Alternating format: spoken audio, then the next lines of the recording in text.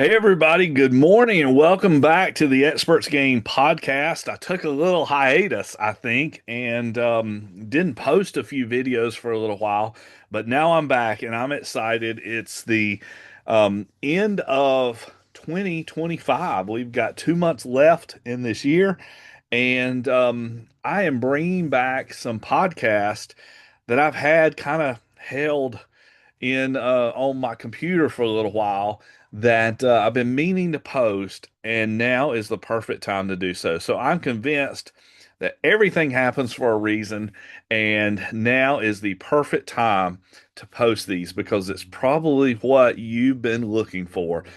Today's episode is with one of my favorite people, Alayna, and she has come back to do episode 2 with us, and I am so excited to have her here today.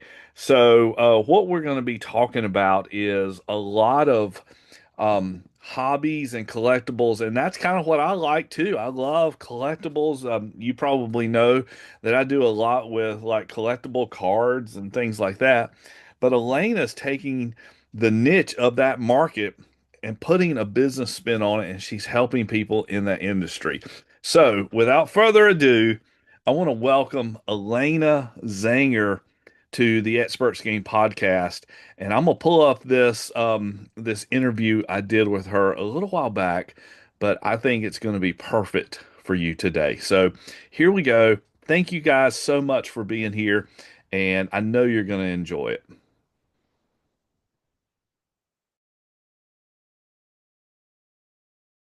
Alayna Zenger is here with us. Welcome, Alayna. Hope you're doing great.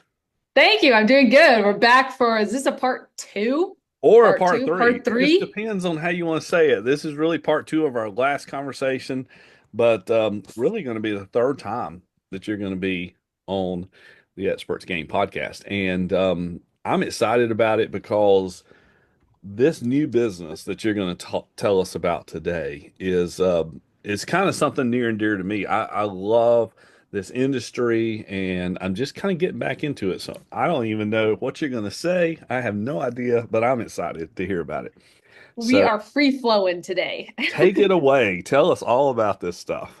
Yes. So, beginning of this year is when I like really hunkered down was like, okay, this is what I'm gonna do. But I'm partnering with hobbyist influencers, and I'll explain what that is in a second. But partnering with hobbyist influencers, and I'm helping them monetize their hobby by building paid communities online. So, a hobbyist influencer, in my definition, is somebody who's super passionate about their hobby. So it doesn't matter what hobby it is. If you like collecting cards like you do or coins, right? That counts, right? Super passionate about a hobby.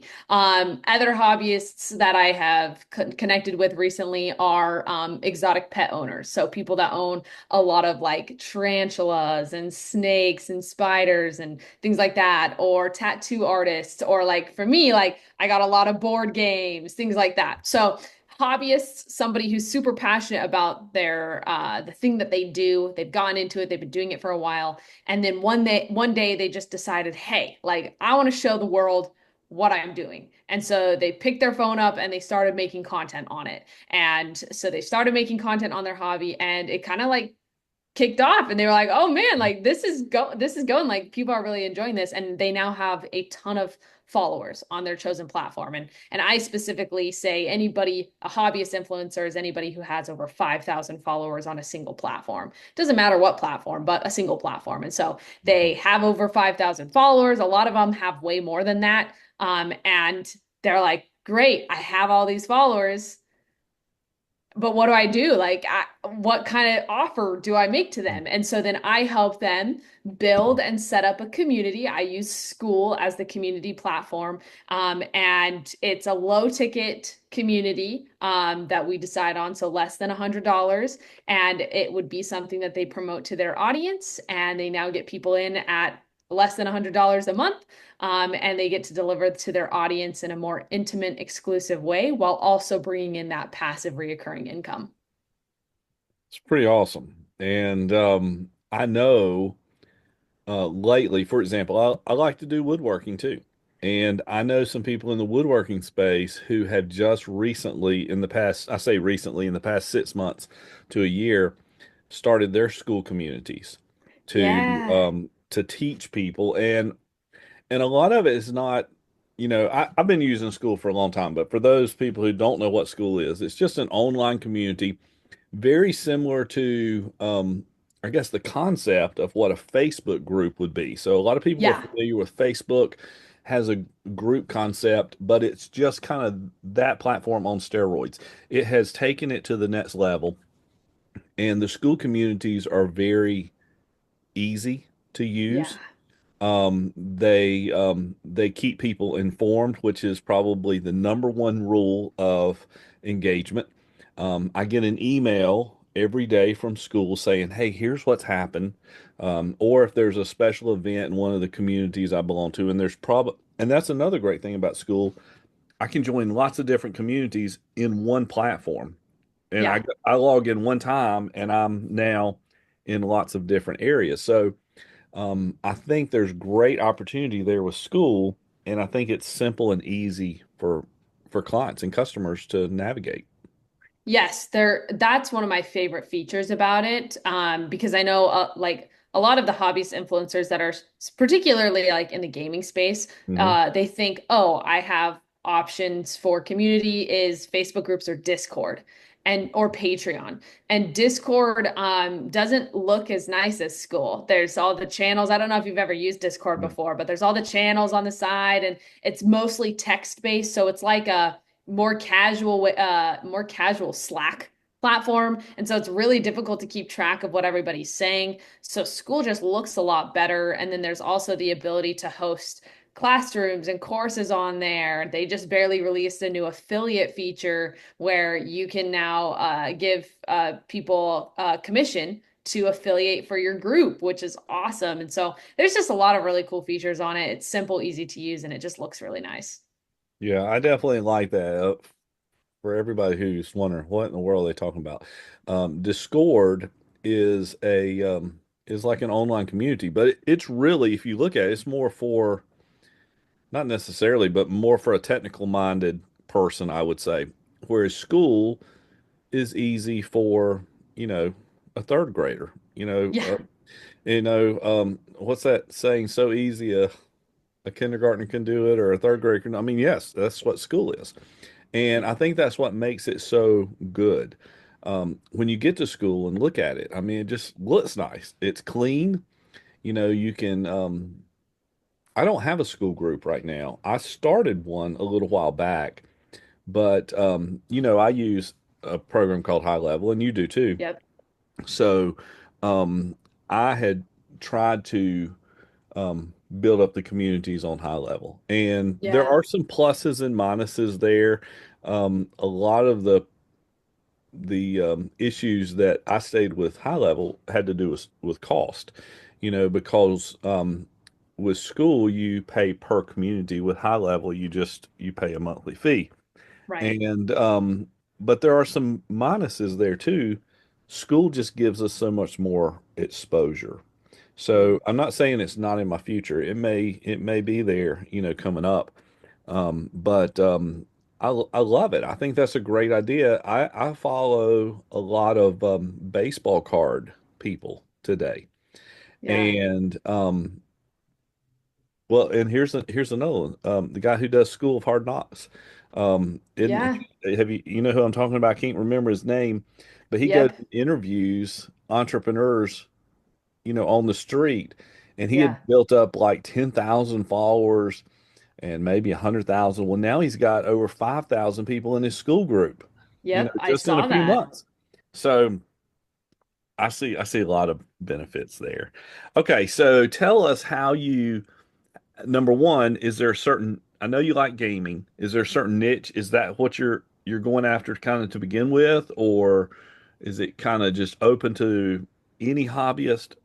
Talk about that a Yeah. little It's open to any hobbyist. bit. They just need to have had some time putting out content on the internet, Yeah. and they kind of have to have had that following. For the reason I say that is not that if you don't have that it won't work. It just is going to take a little bit longer, because if you already have the eyes watching you, it's a lot easier to be like, hey, I have this new opportunity, and have that kick off and really take off pretty fast.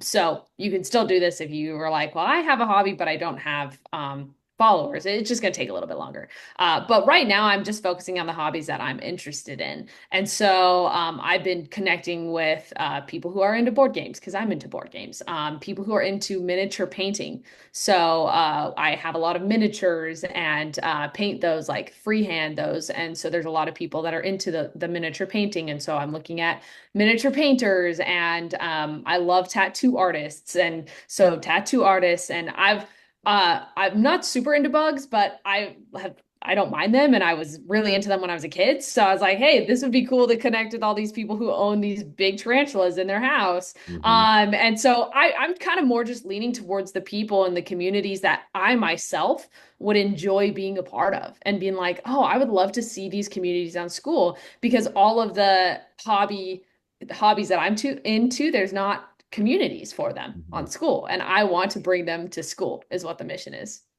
So you noticed that there was a need, and that's how, most great entrepreneurs get started with different things. I'm curious, do you find that you're surprised sometimes by the following that some of these people have? Because you look at this, maybe tarantulas in the home, and then you see somebody with over 5,000, 10,000 followers on YouTube. Is that surprising to you?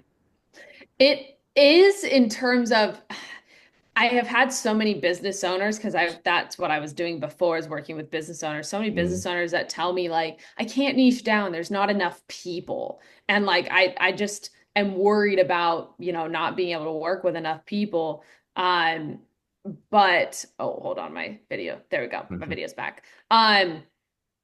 But these very niched hobbies still have so many people that are interested. Like, one of these exotic pet owners has over 500,000 followers on Instagram.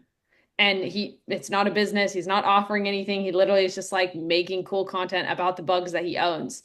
And 500,000 followers. Like, that's crazy, right? Or these people who do these miniature paintings, and they have like over 1 million followers. So yeah, it does. It's always like, niching down is okay, because there's so many people that do different things and are looking for different things and connect with different creators. So if you're ever worried about like, oh, there's not enough people for me, I just think it's an illusion. I think that's really cool. I think that that answer was great because I believe that too. I think that there's always enough people out there. Yeah, Whether it's a new business that you want to start, there's always customers. You just have to find them in a different way. right. So, how do you promote this? Do you have a school group that you're promoting it through, or are you promoting it through other things? Or are you just going out and researching these people and then contacting them directly? Yes. So at the moment, I'm just doing outreach. So direct outreach, whether it be cold, warm, researching these people, kind of seeing, all right, do they already have a community? Are they, pitching anything at this moment? Like, what are their kind of goals? It's the great thing about like reaching out to influencers is that they post a lot of updates on their lives. And so if you just take the time to look at their content, you can get a feel for what they're wanting to do. And so doing a lot of research on them, and then I make them a mock community. So I take what they're doing and be like, hey, this is what it could look like on school, and then I send a little video to them via email or message, like on Instagram or something like that. And so that's what I'm doing at the moment. Would be more than happy to have my own school community around my own hobby. The biggest thing is that I just don't have the audience. I don't have the audience around a specific hobby, and I could take the time to build that audience. But right now, it's like it would be faster for me to just help people who already have the audience. Okay, so my mind's going different directions now with different things. Maybe you shouldn't have a community based on one particular hobby that you have, like board games, but maybe you should have a community based on developing your hobby or Mm, building a hobby. I mean, because needs some free time. Everybody needs, some downtime to do things. Um, I'll be honest and make a confession this morning. I'm a real estate broker, so I'm in a real estate training this morning. And sometimes it's the most boring thing in the world to sit. And I'm a seminar teacher, so I understand, sometimes it's boring to sit and listen to people talk. right. So I'm sitting here putting putting cards in sleeves this morning, you know, I love and, that. Those and I sleeves can look do really it. nice, by I the can way. do that down here. You see my hands moving? No, you don't. So you Yeah, don't know. nope. So I put probably about 1,000 cards in sleeves while I was sitting there listening. Maybe not that many, maybe at least 500. But That's still um, a good amount. yeah, I think this is intriguing. I'm interested. We need to do another follow up on this, a year down the road to kind of see how this business is growing because I think you're going to tell me then that you can't keep up. I, I That's kind the of hope. I kind of think that's what's going to happen. You're going to say, I'm just having a hard time keeping up. I can only help so many people. Um, Yeah. tell me, other than that, what are your goals for this business? Yeah. Well, first off, I just really want to be able to connect with some really cool people. A lot of these Hmm. hobbyists are really just they're dope people. They're honest. They're like, this is what I'm doing. This is super cool. And it's always fun to connect with people who are passionate. Like it would be awesome to just sit down and hear you talk about all the different cards and like why you collect them and why it's important that you sleeve them and all these different things and like all your coins and stuff like that. When you watch somebody who's really passionate about what they do, like kind of dig into it and break it down, there's so much life that comes into them from that. And they're just like, oh, I love this. And so that I think is really cool to just be around people like that. So that's one of the goals. Another goal is to also like to break some personal revenue stuff that I want to hit. Like I would love to get to the point where my business is, making hitting 10K months. Like I haven't hit that milestone yet in my business, and so I'd love to be able to have that. And I think another thing is just creating spaces for people online where they feel like they belong. And this is where I love school because school released a post the other day about what their mission statement is. And I think it's to help 1 billion people find community. And I love that and want to contribute to that mission because there have been times in my life where I have found community, whether it be in person or online, doesn't matter, that have changed my life. The people that I've met through there, the just the feeling of belonging someplace has been really impactful to me. And I would love for there to be more places like that online and the influencers that are really passionate about what they do to just have another place for more people who are passionate about the same thing that you're doing. It's just like a win-win all around. And it'll help these influencers also be able to do what they do longer. I was listening to one of my favorite YouTubers recently, and they were talking about how, hey, like I don't think I'm going to be able to do this YouTube thing much longer just because it's not sustainable. And it's Yeah. really unfortunate to see somebody that you watch all the time. Like I've watched this person probably for the past 4 or 5 years consistently. And to hear them say, like, I don't think I can do it anymore because it's no longer financially sustainable for me really hit me hard and was like, hey, like, I want to be able to make it so then you can still do this and it makes sense and it not just be directly tied to the platform or the AdSense or anything like that. Yeah, I definitely I definitely agree with that. I think consistency is definitely the key with a lot of this, and sometimes it's hard to maintain that consistency. I know that in Yeah. my own businesses and stuff. Um, that's that's just really exciting. I am I'm kind of mind blown a little bit the way you're thinking on some of this stuff, but I think it's spot on. I think it's just fantastic, and I appreciate you being here today to tell us about this. We definitely have to do a follow up maybe in 6 months to a year. I want to see where this is going. And I've got lots of great ideas for mine as well. So, Yes. any final thoughts today to share with anybody? No, I'm just excited for it. And my biggest thing is gonna be sticking with it, right? Like you had mentioned, the consistency is showing up and doing it and not getting distracted by the shiny objects because it's so easy to do that. And I've done that in the past and pivoting too soon. And so I'm calling my shot. My kind of commitment is to be like, hey, I'm gonna keep with this for at least 2 years, like at least 2 years, gonna give it my all, commit to this and not shift. And I think that there'll be some really cool things that come from it. So, how can people get in touch with you?